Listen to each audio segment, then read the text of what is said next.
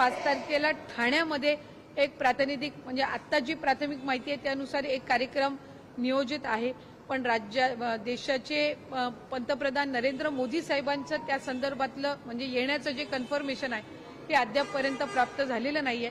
पण या योजनेमध्ये नेहमीच त्यांची सुद्धा आम्हाला मार्गदर्शन वेळोवेळी मिळत राहिलेलं आहे आणि ते त्यांच्या हस्ते आणि त्यांच्या उपस्थितीत प्रमुख उपस्थितीत जर एखादा राज्यस्तरीय कार्यक्रम आम्हाला करता आला तर त्याचा आम्हाला निश्चितपणाने आनंदच असेल। तिसऱ्या टप्प्याचे पैसे खात्यात यायला लागलेले आहेत कसं बघताय तुम्ही एक ओन नॅरो आहात या संपूर्ण योजनेचा? आम्ही साधारणपणे 25 तारखेपासून तिसऱ्या जो हप्ता आहे तो वितरित करायला सुरुवात केली आणि मला तुम्हाला सगळ्यांना आवर्जून सांगायचंय की 25, 26 आणि 29 तारीख अशा 3 दिवशी आम्ही डीबीटी केलं।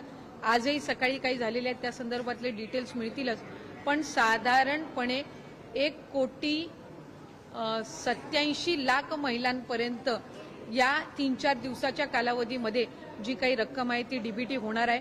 आम्ही आता रोज 30 ते 35 लाख इतका डीबीटी हा त्यांच्या लाख महिलांना त्यांच्या खात्यावर डीबीटी होत आहे आणि याच्यामध्ये जुलै आणि ऑगस्ट महिन्यामध्ये ज्यांनी लाभ घेतलेला आहे त्यांचा सप्टेंबर महिन्याचा हप्ता आणि ज्यांनी जुलै ऑगस्ट महिन्यामध्ये अर्ज केलेले पण काही कारणास्तव ते राहिले होते किंवा स्क्रुटिनी करायचे राहिले होते अशा महिलांना 3 महिन्यांचा हप्ता एकत्रितपणाने त्यांच्या खात्यावर जात आहे।